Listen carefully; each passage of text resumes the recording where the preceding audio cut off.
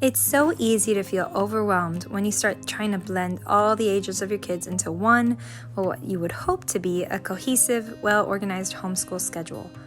Today, I want to take you along with me on my thought process when it comes to blending my 3 young children into a homeschool schedule that you can make sense of.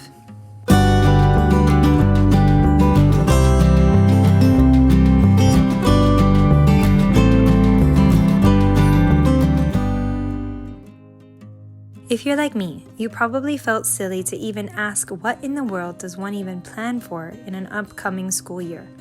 Like, how do you even start thinking of what to do? First off, it's not a silly question. It's a really valid question. It's overwhelming and daunting to think of schedules, multiple children, books for different age ranges, what the flow of your day is supposed to look like, what's it, ideally like for your family. It's a lot to take in. So let's start right at the beginning. I'm going to show you guys what I do. And so I'm just going to give you some real concrete things of what I did and show you my examples, show you my flow, and hopefully it helps you. So in case you guys are new here, I have a year 2 this year, a kindergartner, and I have a preschooler. Now, preschool is going to be very light because he's only 3 years old, and so I still want to make sure that I have things on deck for him. So that's why I'm including him in the planning process.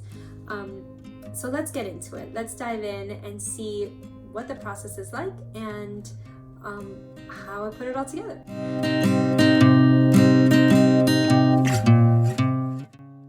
What I did was figure out what core curriculum I would be using for my eldest child.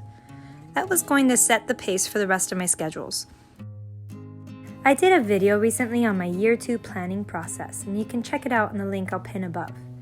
But in short, we'll be following pretty strictly the Ambleside online year 2 schedule for all subjects. The only book that we're excluding is Trial and Triumph. She'll also be doing The Good and the Beautiful for Math 2, using their older version since we took advantage of that big sale before the company switched to their new Simply Good and Beautiful Math.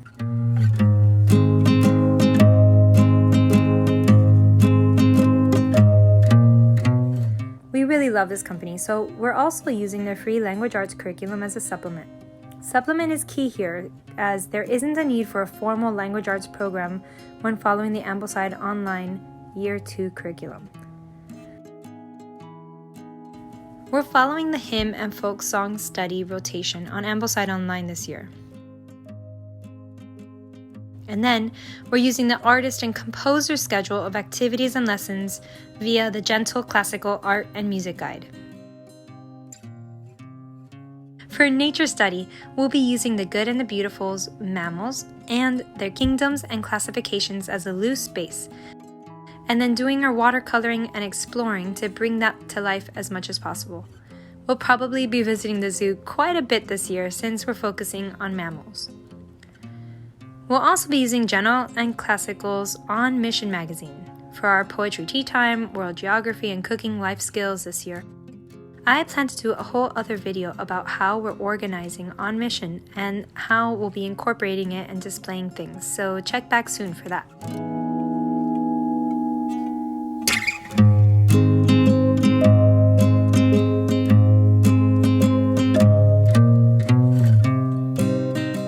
If you saw one of my last YouTube videos, which I'll pin here for you as well, you saw that we plan to use Gentle+Classical Primer for my kindergartner for literature and his enrichments.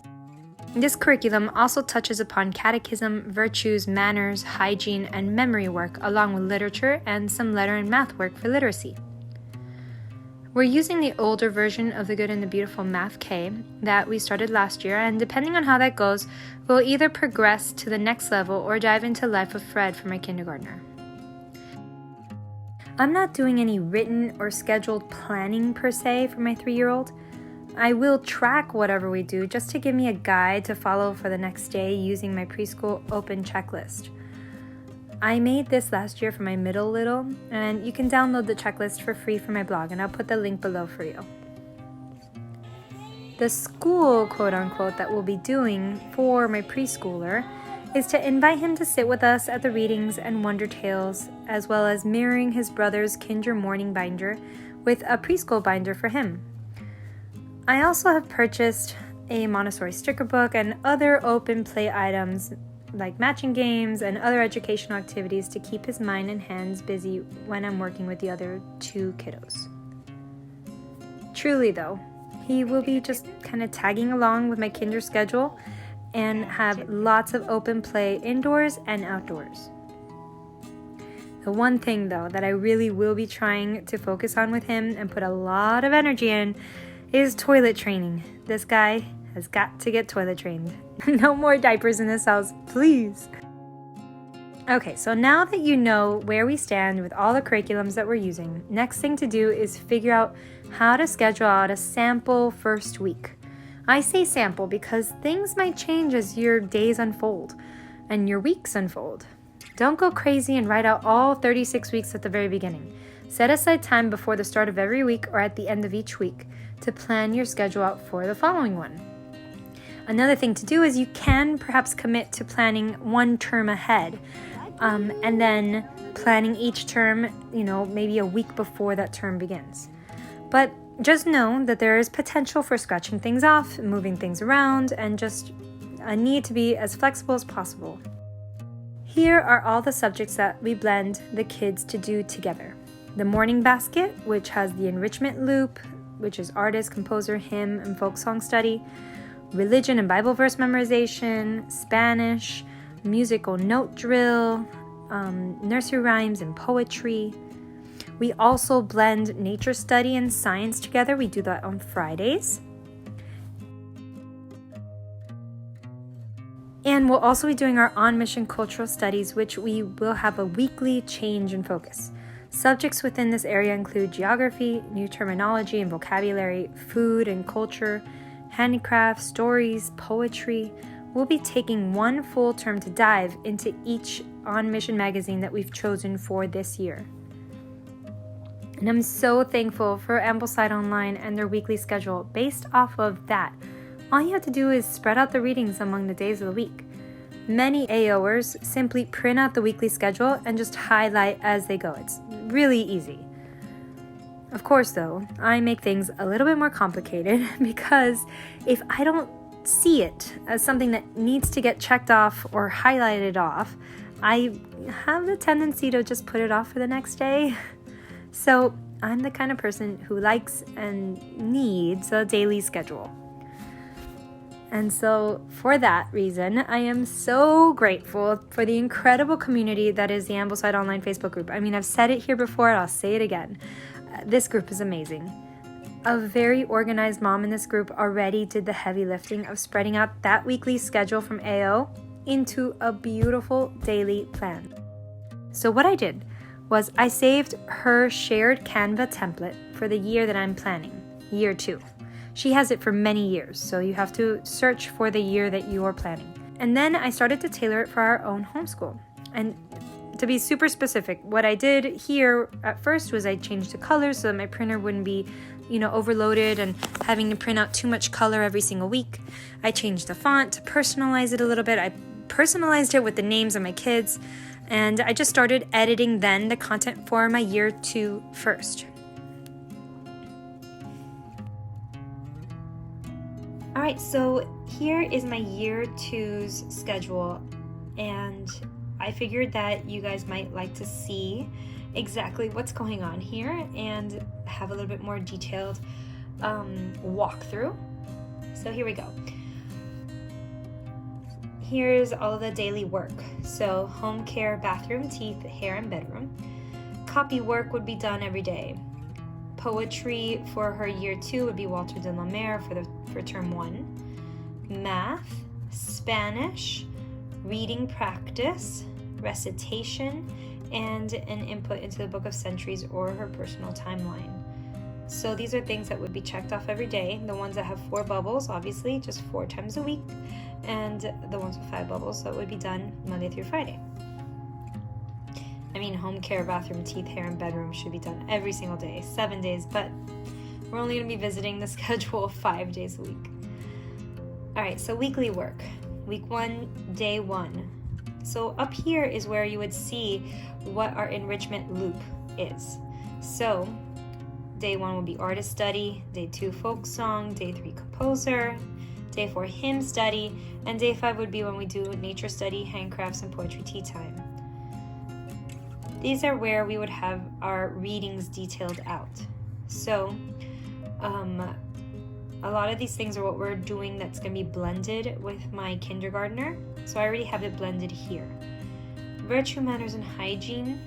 We're going to be talking about our virtue of the week, or the term actually is kindness.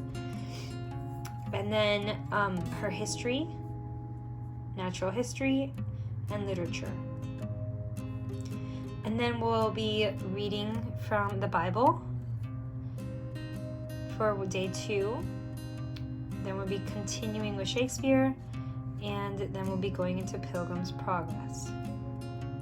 And then that's just how we have it here, like the exact same formula, 2 to 3 readings every day.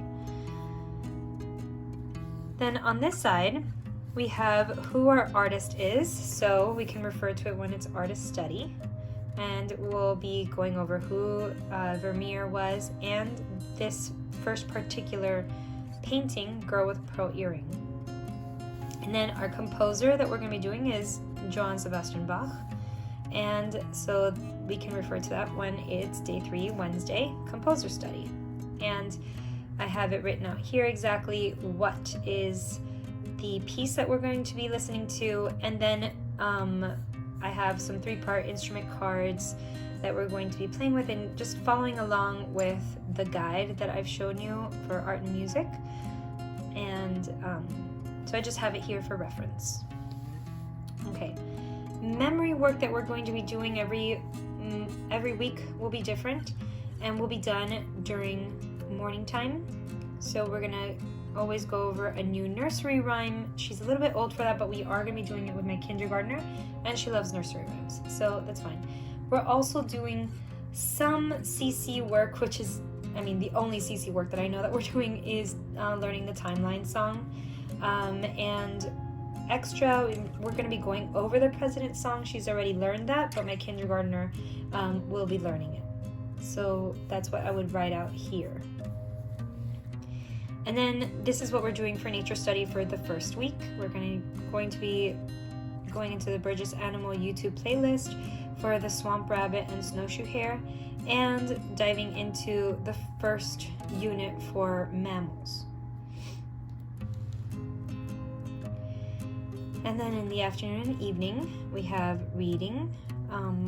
Ideally, I'd like her to read as long as possible, but at least 30 minutes of free read. And then music practice and music class, depending on the day. And then I have here very tentatively finger knitting, but we are going to be diving into gardening more. So I just realized I need to kind of change that. But, if it's raining, it would be good for her to learn something to do inside as well.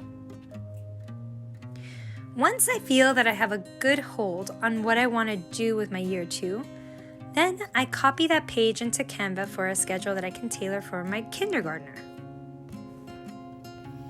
Okay, so now I want to introduce to you what's different about these 2 schedules, my year 2 and my kindergartner. What's the same first? Everything on this side, these columns here are the exact same thing. The daily work is the same. They have their own things to do. It's slightly different copy work for him than it is for her, obviously, and math is different, but they pretty much have the same routine as far as daily things that need to get done. These are where you'll start seeing the overlap. So for example, artist study, the enrichment loops are all the same. So composer study, composer, hymn, nature study, nature study. The first line is all going to be the same because this is also something that we're doing in morning time. So virtue, manners, and hygiene, a reading from Genesis, our catechism is the same, the ology is the same, and scripture is the same. And then another thing is almost always there's going to be one reading that is shared every single day. So for example, this week in particular is going to be Shakespeare. See, Shakespeare is here again. Shakespeare is here again. And the Burgess Animal book, we'll be sharing in that reading together. And if we're still doing Shakespeare, usually we're done with Shakespeare in 2 to 3 days, but just in case, I'm giving it some space on the 4th day. And then we're also going to be doing On Mission together and geography. So our Fridays are almost all together. So geography and our On Mission, we're doing China together the first term. These are the same. What's different? What's different is my daughter will be doing her history and what else? Pilgrim's Progress, and some literature. This geography, Tree and the Trail, she will be doing by herself. I don't expect him to sit in with that. So what I've done for him here is I've put what we're going to be doing for kindergarten. So he'll be doing Wonder Tale. She'll probably want to sit in because it's kind of fun. And what he's going to be doing for language arts, as far as the good and the beautiful, and what lesson he'll be starting off back at. And then we have the continuation of the Wonder Tale. Some of these are kind of long, so I give them 2 or maybe 3 days to finish. Let's see, what else is different? The Evergreen Wood is kind of in response to the Pilgrim's Progress. This is a little bit too much for him, and this might be too young for her, but she might like listening to it. It might actually help reinforce what she's learning in Pilgrim's Progress. It's just like the child's version of Pilgrim's Progress, but you know, it has like little mice in it instead of people. Anyway, so what else? So that's how I've been blending it. It's at least 1 or 2 readings every day are together. Fridays are completely together. And then they go off for perhaps 1 reading, and definitely go off for their math and for, let me see, what else do they do on their own up here? Poetry is different, but they'll be reading 1 poem every day. So she'll be listening to Walter and Robert Louis Stevenson, but they'll also be listening to each other's poetry. So they get lots of poetry. And then reading practice is going to be on their own. Well, she'll be doing it on her own. He'll be doing it with me. All right, that's how I mesh AO and G and C together. I hope that makes sense. If you guys have any questions, please let me know down below. All right, next, you'll want to print out one of these year-at-a-glance calendars and map out your year. I recently made a host of subject cover pages and logs and the year-at-a-glance package so that I'm setting my portfolio up to be a well-organized thing right from the beginning of the year. I'll link it below so you can check it out in more depth down in my Etsy shop. Some people go ahead and highlight their school weeks on and which will be off. Personally, I like doing things a little bit more fluid, where I pinpoint the start date in pencil, and then I count out every 6 weeks and figure out which weeks we'd ideally like to have off. I highlight the weeks as we finish them during the year. We do exams on our off weeks by doing 2 or 3 exams in the morning, and then the kids have the rest of the day off to do their extracurriculars, to do some free reading, to have their off day. As far as scheduling extracurriculars, I'm still in the search for a co-op that we might be able to join. And that's another reason why I only plan 1 week out completely at the very beginning of the year. Sports are generally in the late afternoon, so we shouldn't have any issues scheduling those once school is done for the day. And then piano practice and piano class is usually also scheduled in the afternoon. Something else to think about is adding in your calendar time for holiday units like Christmas and Easter and around national holidays. Personally, we enjoy adding in Christmas and Easter units, and we've purchased both actually from Gentle+Classical Press, and I've also purchased one from Gather Round Homeschool, which is really nice. I'd love to hear what extras you add in. Please let me know below, because these are actually really fun and a nice break in the routine. I also like to write out and think about my ideal flow to the homeschool day. knowing that this is an idealistic view and, it's got to be viewed as fluid and ever-changing. However, small children do well with routines, so I like to write out how I would like the day to go. And one thing you might consider is getting schedule cards and putting them up for your kids to see as a visual aid.